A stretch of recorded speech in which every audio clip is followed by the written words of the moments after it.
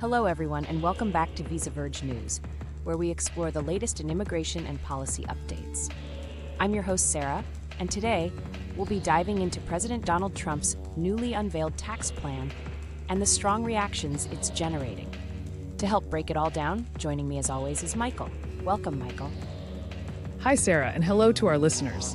This is definitely a big one with a lot of moving pieces. From tax cuts to closing loopholes, it seems President Trump's new proposals are shaking things up on Capitol Hill.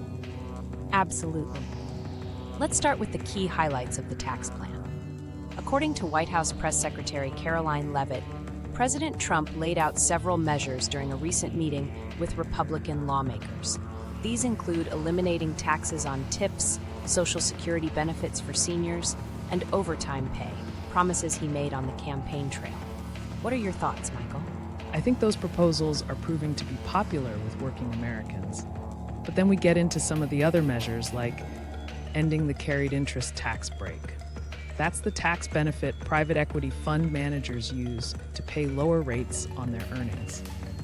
Trump tried to address it back in 2017, but faced resistance, even from his own party. Sarah, do you think this time will be different? That's a great question. The carried interest tax break has been a contentious topic for years. Lawmakers like Wisconsin Senator Tammy Baldwin are already voicing support for Trump's push to eliminate what she calls a loophole. However, this issue has historically faced pushback, especially from the private equity industry. It'll be interesting to see if there's enough bipartisan support to close it. True. Another eye-catching element of the plan is eliminating tax breaks for billionaire sports team owners. This seems aligned with Trump's more populist rhetoric, which could resonate with middle-class voters, but it's likely to face lobbying efforts from those owners. What do you think about this particular focus? It's an intriguing inclusion for sure. Ending tax benefits tied to sports team ownership, like those used for stadium financing, is designed to partially offset the cost of these tax cuts, which could add up to trillions over the next decade. But Michael, that cost is already sparking divisions among Republicans, correct? Exactly. The Republican Party seems split between hardliners focused on reducing the government's deficit and those prioritizing tax cuts, regardless of the cost.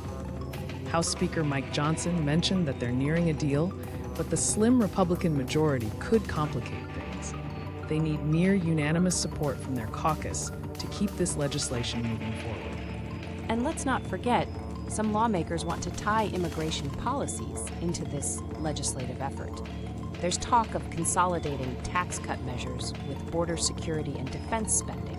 Michael, how do you see this strategy playing out? Well, combining these priorities could rally some GOP factions, but it also risks alienating more moderate members. President Trump has indicated he'd prefer a single comprehensive bill, though he's open to splitting it into two if it means progress. Either way, it's a balancing act for the Republican leadership in both the House and Senate. What's clear is that these negotiations will be the first major test of coordination between this Congress and the White House. In the meantime, the proposals underscore Trump's ongoing focus on economic policies that could appeal to his political base. Absolutely, Sarah. And as talks continue, we'll be keeping an eye on both the tax reforms and their potential impact on issues like immigration, spending, and the deficit. That's all for today. Thanks for joining us as we unpacked President Trump's latest tax agenda. Stay tuned for more updates as these discussions unfold. And as always, for more immigration and policy news, visit us at visaverge.com. Until next time.